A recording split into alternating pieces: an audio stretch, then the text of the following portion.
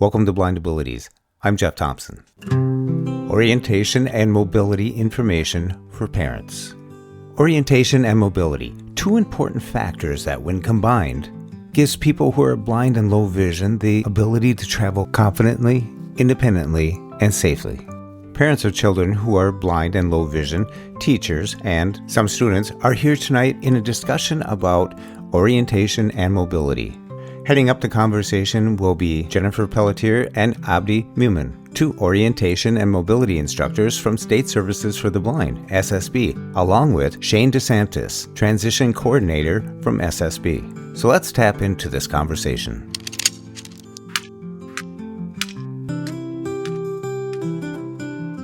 Welcome. Thank you so much for joining us tonight. If anyone would like to introduce themselves, just state your name and where you're from. I'm Deb Davidson. I'm a vision teacher in the northwest corner of Minnesota. I cover regions 1 and 2. I'm here on behalf of a parent that isn't able to attend. And I know it's going to be recorded, but I wanted to attend just to get the information. Thanks for joining, Deb. This is Paul Olson with North Dakota Vision Services, and we have a short-term program week with teens. We weren't really sure what to expect, but we thought this is a topic that's pretty important, and these students who come from around the state live in small communities and large communities, and I keep telling them orientation and mobility is important if you're going to be out in the world of work someday. So we're just listening in.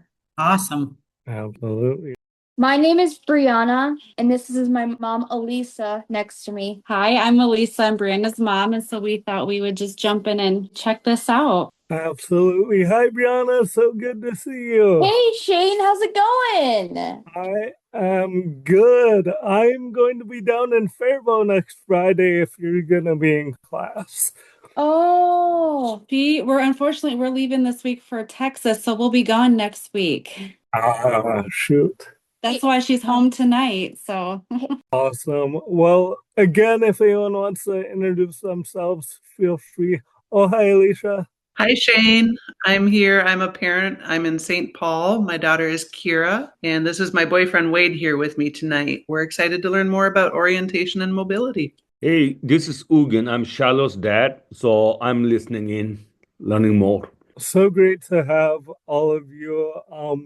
We want tonight to be informal, kind of an open dialogue between us and all of you guys. So feel free to join in on the conversation, ask questions. Jenny and Abdi are two of our orientation and mobility specialists here with State Services for the Blind. They cover the entire state and work with individuals to help them in their mobility goals. So they do have a slide deck, but like I said, we want to make this as much dialogue and back and forth as you all would like. So feel free to come off mute, ask any questions, and if there's anything tonight that we didn't get into, or if you have any personal questions or stories you'd like to share, know that we can address them offline with anyone at any time if you would like. So I'm going to hand it over to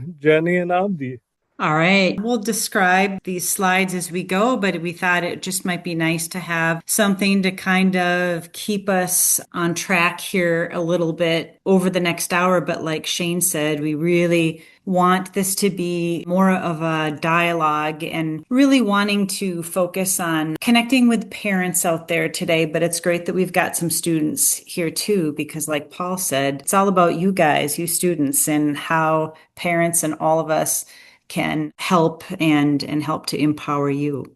Both Abdi and I work together here at State Services for the Blind. And like Shane mentioned, we travel all over the state and work with students wherever they may be, whether it's at home or on a college campus or a work setting. So we do quite a bit of traveling. Anything you want to add there, Abdi? No, yeah, that sounds like you got it.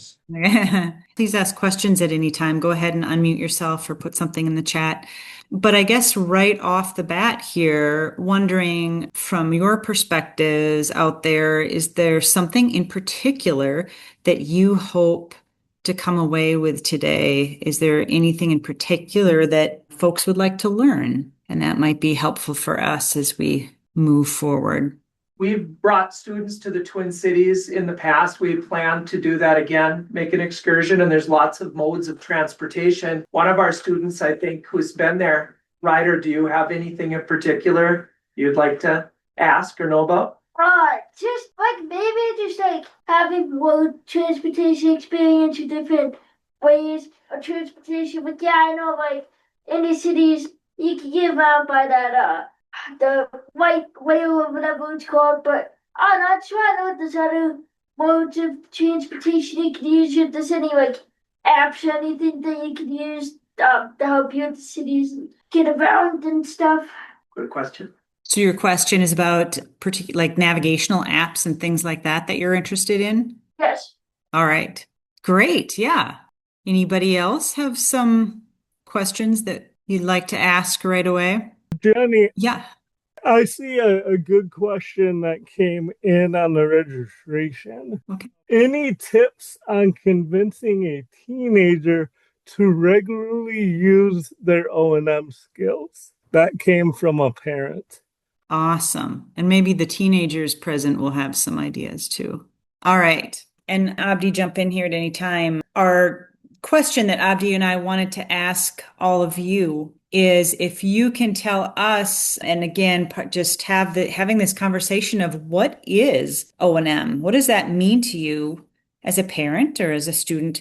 What is O&M and why is it so important? Why do we care? I really like that Shane brought that question because it leads so perfectly into this presentation or just discussion of what is orientation and mobility. Once we understand that, then maybe we can understand on how to convince someone who needs to not only work and expand upon their O&M skills, but continue to work on their O&M skills. How do you convince them to use those O&M skills? So hopefully, I think this question could lead to that eventual answer. So I would love to hear some takes. So feel free to unmute, but again, from parents, from students, anyone, what is O&M and why is it important? This is Brianna here. Hi, Mrs. Pelletier. Hi, Brianna. O&M is like where you go out, use your cane, practice street crossings, and do lighted intersections. Awesome. Yeah, all those things. Thanks, Brianna. Wait. Highway 47. Walk sign is on the clock. I just wanted to add on to that kind of what she just said. It's also like a safety reason, like, to keep you safe and help keep you safe so that, when you cross the street, like, especially because then, like, other cars might be able to, like, see you too, like, if you're going, just maybe to keep you safe so you don't fall down a bunch of places too. So. Yep. So safety is a big part of O&M. Mm-hmm. I have a question. Mm-hmm. When you have low vision and you use a cane, sometimes you use it for identity to maybe explain why you're looking at things differently than other people that don't have low vision. And I know there's a struggle between someone that may want to hide the cane and not use the cane. I know myself, I'm at the point where I should be using the cane more than I do. Mm-hmm. So I guess my question is, do you find that common in people as they're losing more vision? Well, and we can come back to that too as well, but I'll just throw out one of the reasons why Abdi and I wanted to do this is for that reason that we see a lot of our transition students who may decide a few weeks before they start college that maybe they should be using the cane, or, things get really serious very quickly in terms of the realization of why that's important. And so trying to get us all to think about these things a little bit earlier, if that makes sense. Yeah, we can kind of come back to that more specifically as well. Are there other thoughts about what is O&M and why it's important? The safety one was really a good one. And there's lots more, I think, too, as well. Hi, I just want to jump in here and say that for my daughter, who's 14 going on 20. Independence is really important to her, and she really likes to be able to hop on a bus and go somewhere. But for me as mom, safety is super important. So thank you to that kid that brought up safety, because I think that's the trick here. And like, she doesn't want to hold the cane or be burdened with more stuff either. Or maybe it's about hiding the fact that she has a disability. Mm-hmm. So she won't use the cane. And I sometimes worry about her going out and exploring and people not recognizing that she has an impairment and that she does need accommodation sometimes. So safety is paramount, but independence too. Thank you. Yeah. Keep those thoughts coming. I'm going to put up here on our board that there's many definitions. One is orientation mobility is understanding where one is in a space and how to move through it efficiently and safely and confidently, as independently as possible. There's a lot of important words there, but we really strive for all of that.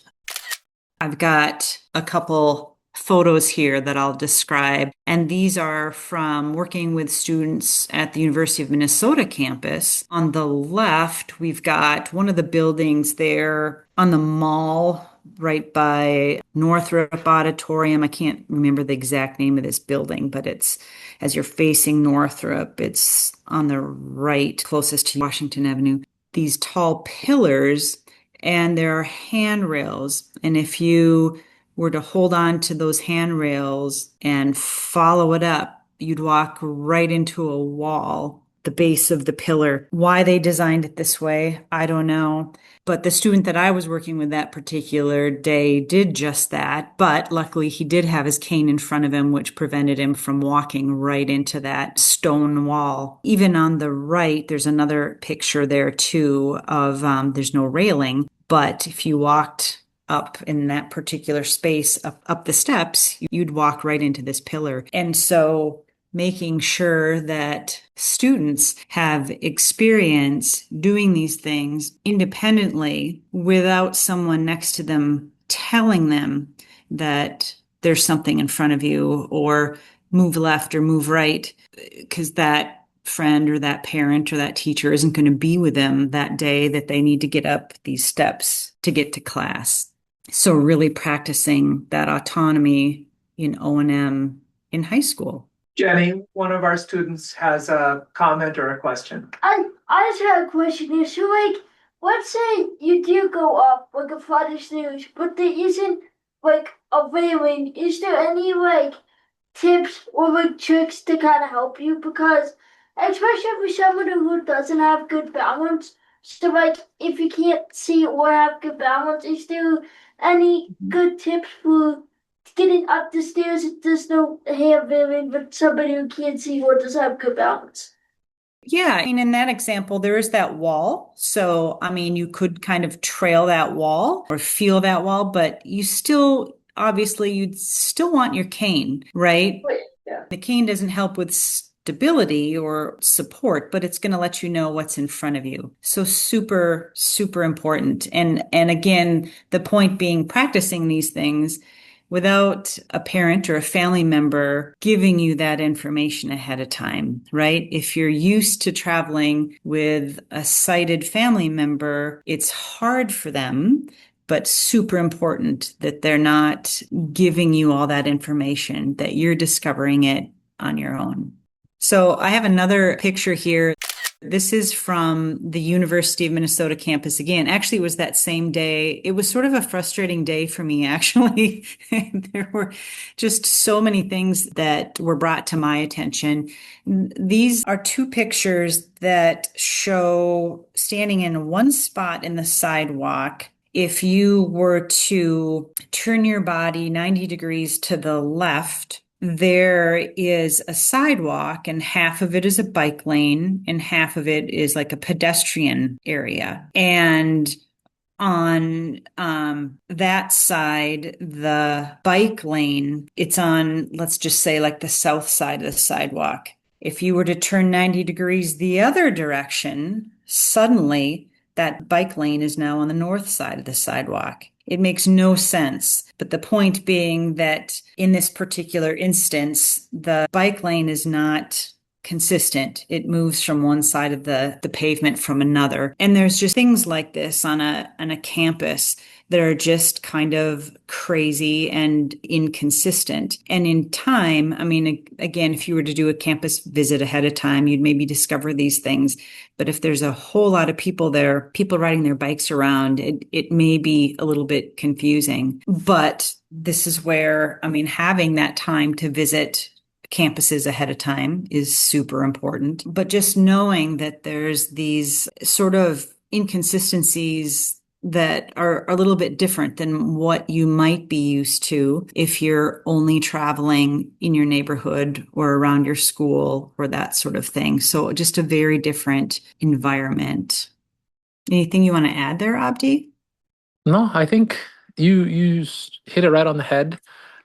Honestly, the best way I could put it, and I was going to put it in my 2 cents in earlier, but I think with orientation mobility, I think you spoke right to it, which is it feels like we really want to help, especially when you're watching someone who you think is struggling, but honestly, it just looks like they're discovering, right? They're looking around, they're creating their own mental map. And sometimes when we step in, I know for sure, I always tell my family, I'm a cane user, and I tell my family, I'm like, it seems like you're helping me, but in truth, now I have an unfinished picture in my head of what that room looks like because you decided to step in. And it's counterintuitive sometimes, or it feels like we're really not helping, but sometimes just being hands off could be the best way that we can help someone with O&M, that orientation and that mobility, which is two very separate, but more just as important to the person developing their independence and their confidence. Those two words mean a lot. They're not just buzzwords. They're very distinctive and very special in their own way.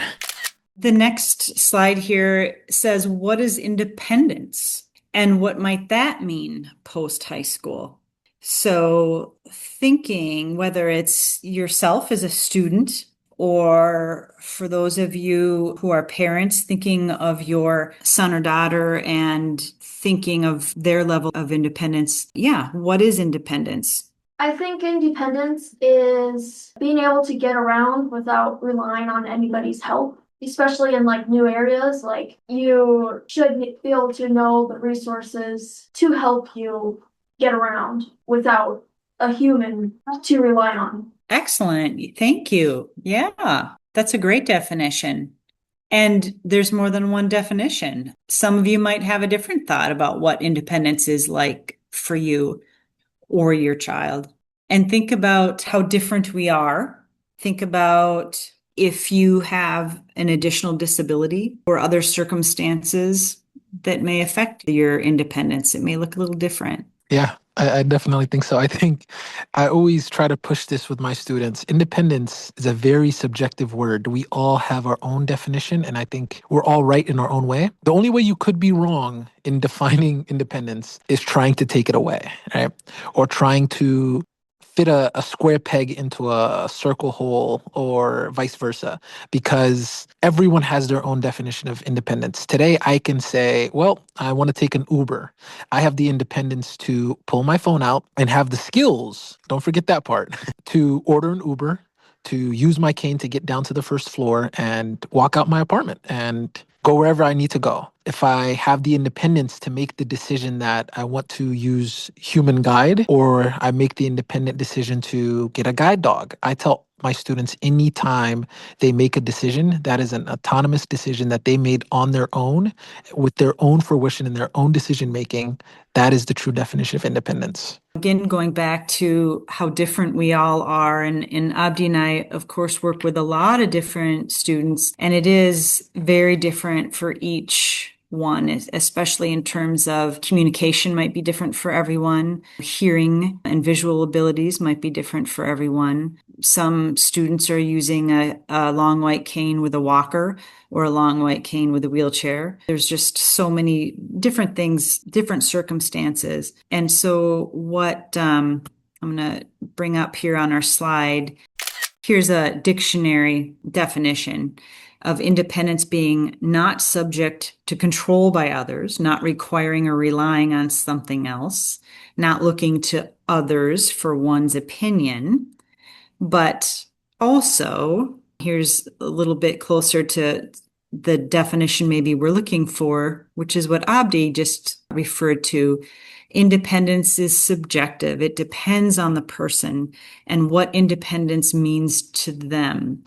Every student will have a slightly different level to achieving independence. I guess I would add, though, that we need to hold the bar high and the standard high, because I think we find that students can do a lot more than we give folks credit for. I love that you said that. I really do, because I completely forgot to add that aspect and the skills aspect, which is for you to have the independence, you have to have the training, you have to have the skills, because you can't make a decision if you can't do it, right? That's what I always tell my students. You can't take an Uber if you can't order an Uber because of your technology skills or because of your cane skills. I'm not a parent. Jenny and I, like Jenny said, we are so different in so many different ways, but I'm not a parent, but I can definitely tell you right now, I tell my mom, I tell my students, I tell their parents, just because the person has a disability does not mean you lower your expectation. Hold your child that is visually impaired to the same expectation you would with all your other children or children their age, right? They still have chores to do. They still have anything else. I just love the fact that you mentioned that expectation aspect. Yeah, I think that's huge. And now, like, kind of getting back to Shane said that there was someone who wrote in a question about how can you convince your teenager, right, that O&M is important. And that's a little tricky because you have to have that inner motivation, right, which is kind of what we're getting to.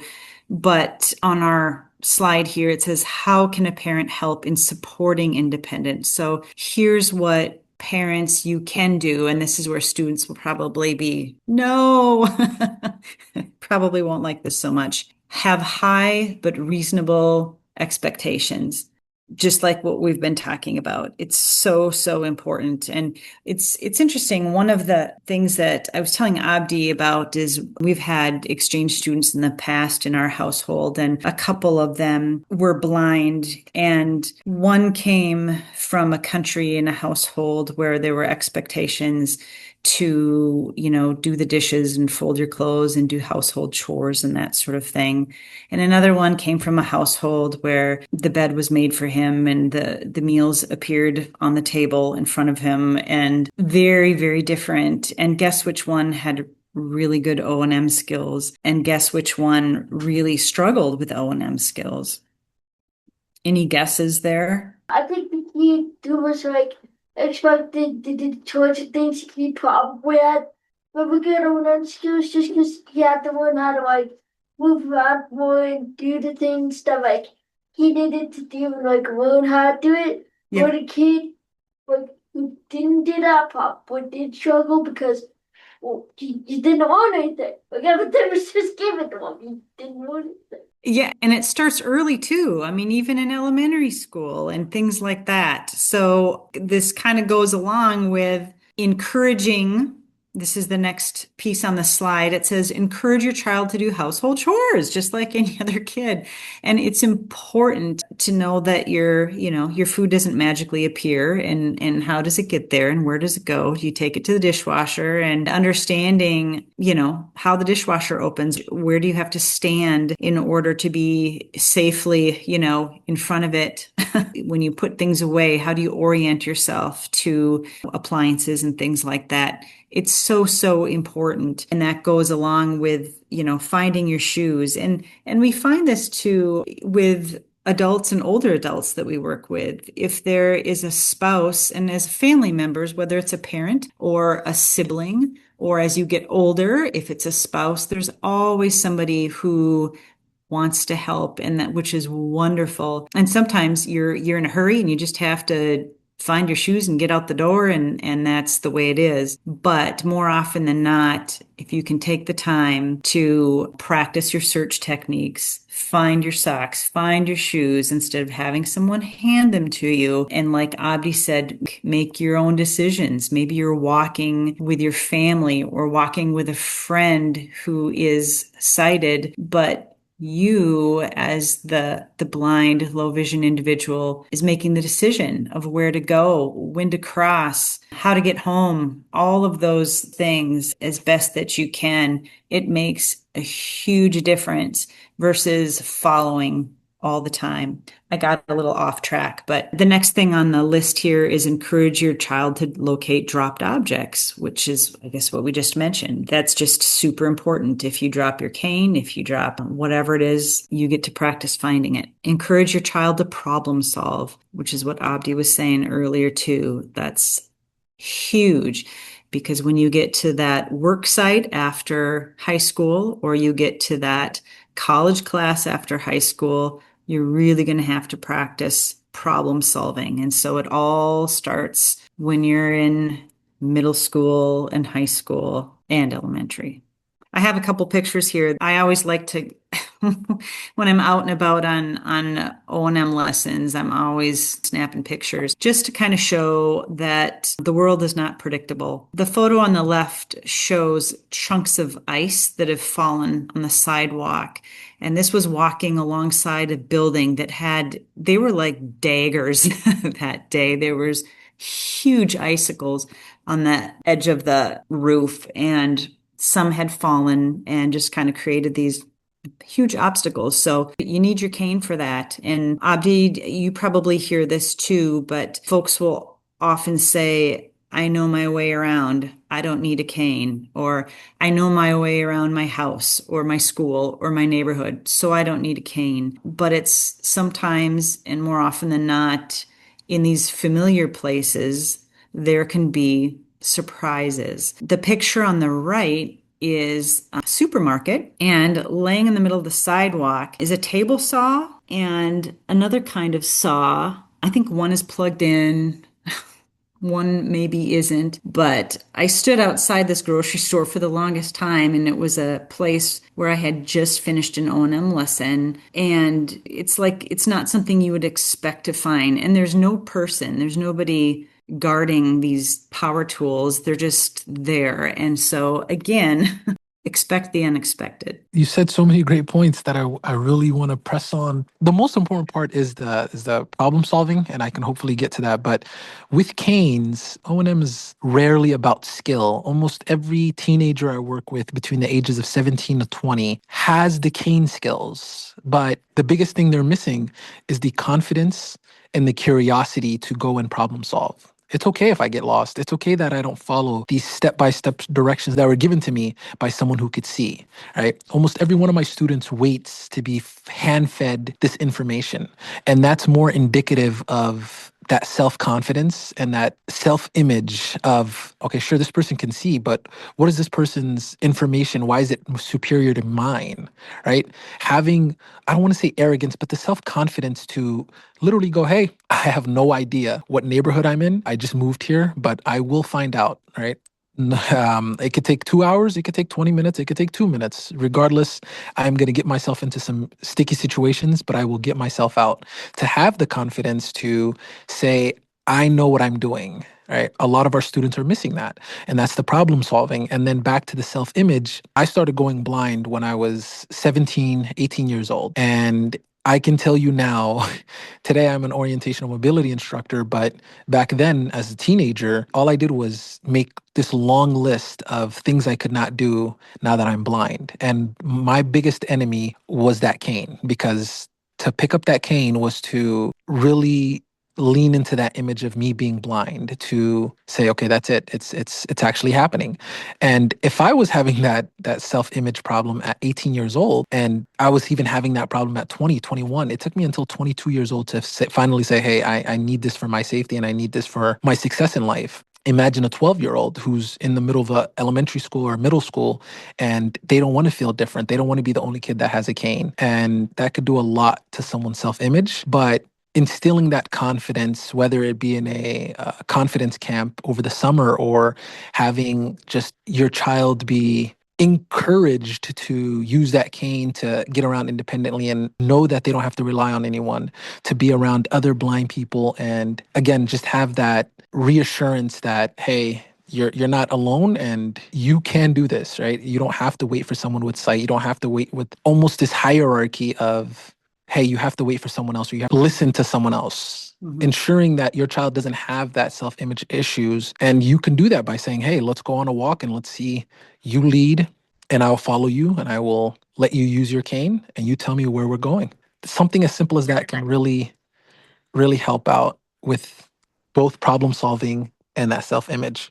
And I would add too that for parents, the more you know about what your kid is doing at school in their O&M lessons, I think that's really important too. I used to work at the Minnesota State Academy for the Blind, and I know there were so many times where it'd be a Friday and a kid would head out on the bus and their cane is still by the door in the classroom. And so then you're wondering, well, what's going on the rest of today and Saturday and Sunday? So I think, unfortunately, sometimes there's maybe a disconnect between, like home and school and what are the skills that are being worked on. And I mean, hopefully that's all coming through at the IEP meeting, but just something to really, really take seriously so that those O&M skills aren't just environment specific. They should cross all settings and really be a part of a person's life. I guess there are maybe some exceptions to that, but for the most part, that cane should be with you wherever you go. The next slide here says, what's the timeline for O&M? Meaning, when do you start? Or when do you start thinking about, as a transition student, O&M being important? Because there are some students who may come to O&M later in their high school years, or maybe they really haven't used a cane because of low vision, but anticipating what's ahead, maybe now goals are a little bit different, meaning maybe that person could be or should be using a cane because they're going to be navigating a huge college campus or whatnot. So our advice when Abdi and I were talking about this was to start now, to be talking with Shane and our pre-ETS counselors, because what we're finding is that often we'll get referrals for O&M, but school starts in 6 weeks. And there's really maybe a lot more that needs to be done. So really be thinking about that ahead of time and be talking to your counselor or your IEP team and just making sure that you're on track and taking O&M seriously. Another piece of advice that we had here is to be in touch with a student school O&M specialist. I guess we already talked about that, and or SSB O&M staff. Encourage your child, and I know I'm a parent. This is easier said than done. Encourage your child to say yes to activities offered, whether it's through State Services for the Blind, whether it's through North Dakota Services, through your home school, whether it's Girl Scouts and Boy Scouts, church activities, all of that.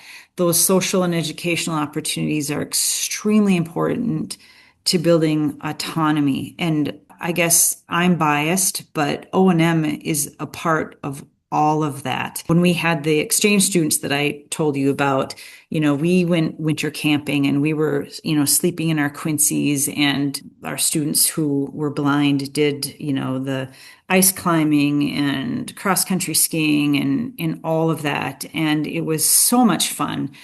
But again, O&M isn't just when you meet with your O&M instructor. It's every day, all the time. Jenny, this is Shane. I just wanted to make a quick point to all the parents in the room tonight that orientation and mobility is a service offered at your local school through the IEP process. Hopefully, most of your children have an orientation and mobility instructor with the school. SSB, we also have orientation and mobility specialists. We've got Jenny and Abdi, and we bridge that gap outside of the classroom, outside of the IEP process to help our students prepare for traveling to destinations that they're going to be navigating in their future, so they can get to and from the work site, so they can get to and from and navigate a grocery store if that's in their goals, to do their own grocery shopping so that they can make their own lunch or when they go to work and not rely on just fast food and others making that food appear in front of you. And so with all of our graduating seniors or students leaving the high school, we encourage, and I wish I could say require, but we strongly encourage all of our graduating seniors to engage in an orientation and mobility assessment with Jenny or Abdi to have some additional conversations about what are your next steps. Are you going off to college and navigating a brand new environment? Okay, let's look at that new environment and see what training we can provide and offer so that you're comfortable navigating that new landscape, whether it be a big campus, dorm rooms, dining halls, lecture halls, disability offices, whatever, or a local 2-year school where you're navigating maybe one building and all of your classes are in that one or two different buildings, and then getting back and forth to your housing if it's not on campus. What's that public transportation aspect look like? So what I want to convey is that for all of you parents, that senior year, really take advantage of working with SSB, meeting with Jenny and Abdi, and talking about those next steps and getting that education and training so that your son or daughter has that knowledge and those skills and that training available to them. So it's not 2 weeks before a new job or first day of college classes and you're panicking, well, where is whatever hall room 304? How do I get there? We want to, during that senior year, make sure our students are getting that time to practice. Yes, working with the O&M instructor at the IEP level still, but they may sometimes have their limitations on how far they can go with the student or where they can do their training, and that's okay. That's when SSB really needs to come to that table and work with our students to ensure that they are getting that training to prepare for that next step. Excellent. Yeah. I'm going to come back here and add one more point to when we talk about the timeline for O&M and making sure that like this is a part of your kid's life wherever they may be. Let your student make their own decisions, especially when traveling in the neighborhood. We kind of talked about this earlier, or out on errands, when to cross, how to get there, where to find things. You go get the milk and then meet me back here by, in the produce department by the apples, or, you go get these 3 things and then meet me back here. Or, those things are huge and hopefully become a part of your everyday life. I have a picture here. Again, this is one of the folks that I've worked with, has a job at a store in the mall. And so this is a picture of clothing racks and tables and, trying to make sense out of a place like this. This is a workplace, or it could be like Shane said, a lecture hall or a campus layout or whatever, but how to make sense out of that. And so that's where also for O&M, students should have an idea of how to familiarize themselves with a space. There's techniques in order to do this. And one thing that is also helpful for many is to use a tactile map. And so this next slide is a tactile map of the store that you saw before. We kind of divided it into 3 different sections and we even numbered it, like left display area 1, 2, 3, 4, 5, and middle display area 1, 2, trying to label and make sense out of an area. But tactile maps can be really helpful, and I think it's good for students to have some kind of experience using those. There's also, I had added actually just today, another slide here. This is the College of St. Benedict, and this is the picture of the map that they have on, I think it was on their website. And I think it's problematic if you're low vision and may be able to pick up on some contrast on this map. You'll notice that it's at an angle. So it's like this 2-dimensional description of a campus, which is kind of confusing if you're trying to think which building is north or south of another. And Anyway, I talked to the people at St. Ben's about this, and they're like, oh, we never really thought about that. I'm like, well, it's a map. It should be clear. But anyway, so we might do a tactile map of a campus like this, and that can be helpful for some too. Abdi, is there anything that you want to add or that any of our folks here want to add in terms of questioning before? I just wanted to mention Exactly. Cane Quest.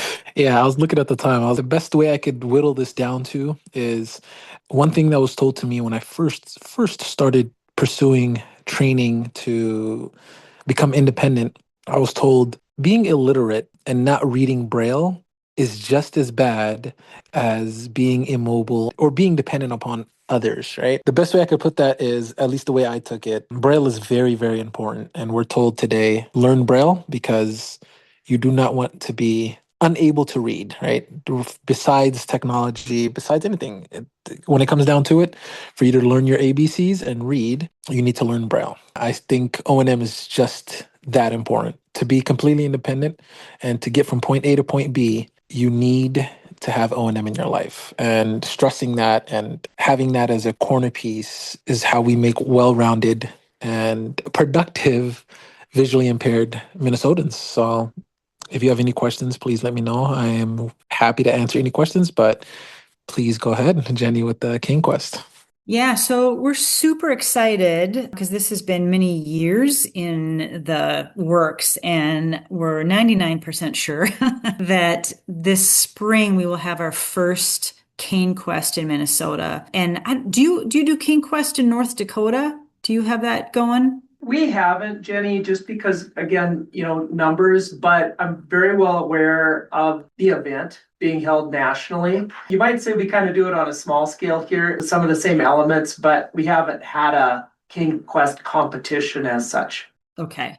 So just to kind of back up a little bit, Cane Quest is sponsored by Braille Institute, which is out of California, but they have these contests all over the United States. They also sponsor the Braille Challenge, which I know we just had that for the first time in Minnesota this last year too. But I'm super excited, and Abdi and I have talked about this a lot. I'm hoping that every student in Minnesota, every blind and visually impaired student will be a part of this contest because it's going to be a wonderful way to really emphasize these skills. And if we have time, it's just like a little 2-minute video. Do we have time to quick share that? Think so? Okay, awesome. What you are about to see is various blind and visually impaired students sweeping their white canes. Cane Quest is an orientation and mobility program for students grades 3 through 12 who are blind or visually impaired. Contestants compete in 3 distinct skill categories: Scouts, Explorers, and Trailblazers. They are challenged to demonstrate fundamental orientation and mobility skills that are necessary to navigate the sighted world in which they live. Cane Quest is really important to us because it shows Carl that he can be independent, and all these skills are going to be really important for his future. We wanted to bring him today to have a little fun with his friends and other people and to get rewarded for all of the hard work that he's done. We learned routes, like sweeping. We learned how to get to places, to touch places. My favorite, I don't know, all of them were my favorites. Cane Quest was created to promote independence among blind and visually impaired youth and bridge the gap between high school, college, and then employment. Programs like this are very important to really demystify higher education for the visually impaired. Oftentimes people discuss the high unemployment rates among the visually impaired adults, but how are we going to get them in these seats and have them see themselves in future college campuses? How is somebody going to get from point A to point B? In comes programs like Cane Quest. It's about creating this confidence among students. Programs like this are very important because they promote one of the most essential core skills, which is navigating the world. A Trailblazer contestant is evaluated by an orientation and mobility specialist on an off-campus route. We're the child development team, and it is never too early to learn cane skills. This is why we invited our little ones here today. Oliver had so much fun doing all the activities and getting prizes. It's so important to me to see that separation, to from me, to build these skills now while he's so young. It was really neat to see him open up in terms of his skills and take off on his own. He's only 7 years old, but to see him with his cane, getting around and going through these different challenges, apart from me, not always holding my hand, was really special. A scout steps confidently with the use of his white cane. A trailblazer navigates to her next route independently. All of this is a testament to the Braille Institute community because they make it fundamental to be able to be independent, to move with freedom throughout the world. Orientation and mobility should just be held in the highest regard because it is really the most comprehensive tool that helps us live our lives with confidence. What's so empowering about Cane Quest is it encourages them to show what their white cane can do for them, how it can help them get from point A to point B, whether it's high school, college, or your first job, whatever it is, that white cane can take you there. Your white cane gives you power, and power is what will get you to the next step in life. And there we go. Jennifer, this is Paul, and we have to exit because we have another activity, but I want to thank you so much for letting us sit in on this. We've run out of time here tonight for our group to talk about it, but we'll talk about all of this more tomorrow. Again, we might be taking, some of these students I suspect will be making a trek to the Twin Cities this coming spring or summer. Awesome. Maybe we'll look you up. That'd be great. Yeah, thanks for joining us. Oh, thank you, guys. Thank you. You guys want to say thanks?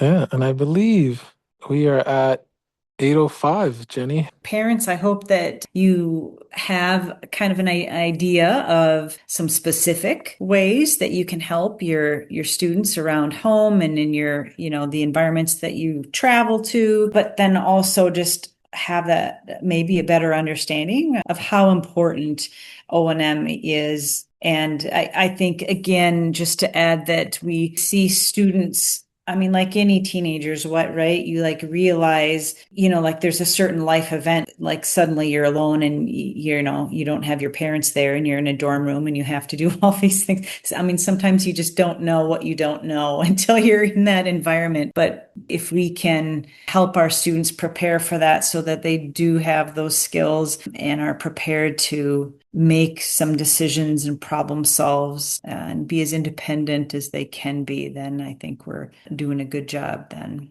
Yeah, thank you all for joining us tonight. Definitely, orientation and mobility is an important topic, important subject. That's why we have Jenny and Abdi on staff, is to help ensure our students are continuing that learning and growing those skills. Abdi pointed out orientation and mobility really a core aspect of orientation is problem solving and figuring out your environment. And I really want to highlight his point of someone steps in and either tells me or shows me instead of me being able to figure it out for myself and problem solve.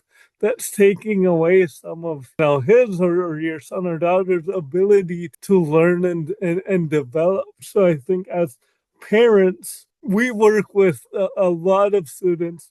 We understand the range of skill development and receptiveness to orientation and mobility training. A lot of individuals think, well, that just involves me learning the cane. And yes, there's some students who are very hesitant to the cane, and orientation and mobility training may not begin with learning the cane. There's so much more in this training process that can go into learning about those core orientation skills. Yes, I think any individual who's blind or low vision, a cane, and having that discussion with a certified orientation and mobility specialist is very important and critical, and that receptiveness may evolve over time. But I think having these conversations at home as parents, understanding the importance of, maybe yes, hey, I'm going on an errand, come with me, so that, you're not being left out. You're getting that incidental learning of getting out there and do the dishes, let's help out. By the way, if you have a son or daughter who you don't think has the skills to do the dishes, all you have to do is let us know and we can get that training set up so that they have the skills and the non-visual techniques so that they can do it and you can benefit from that on the back end. But that's so important, though, in the meantime, of developing that learning, developing those problem-solving skills that go so much far and beyond just orientation and mobility or doing the dishes. That equates to real-world employment settings, being able to problem solve. So I think a lot of this, your students, son and daughters are already doing, and they're getting that exposure. And, as a parent, we're doing our best to set our kids up for lifelong success.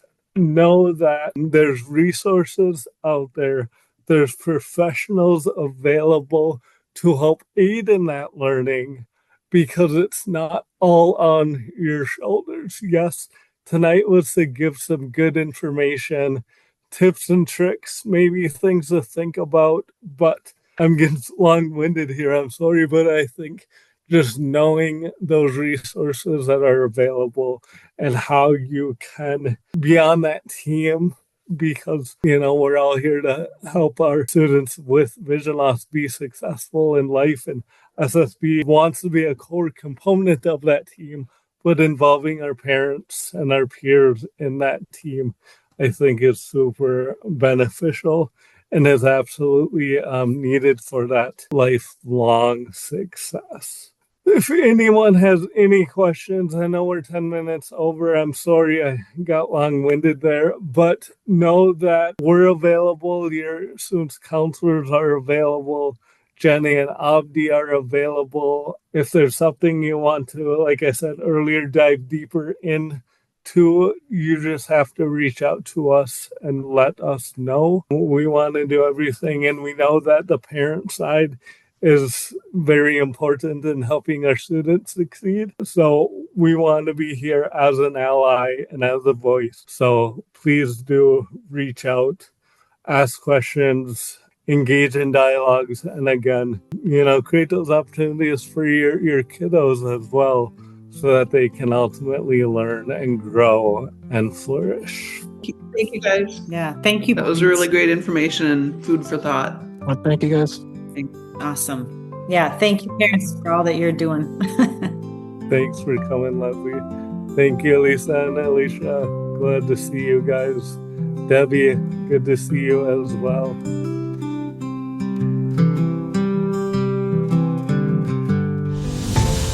To find out more about all the programs at State Services for the Blind, contact Shane.DeSantis at state.mn.us. That's Shane.DeSantis at state.mn.us. Be sure to contact your State Services for the Blind, your voc rehab, and find out what they can do for you. Live, work, read, succeed. When we share what we see through each other's eyes, we can then begin to bridge the gap between the limited expectations and the reality of blind abilities. And the realities of blind abilities.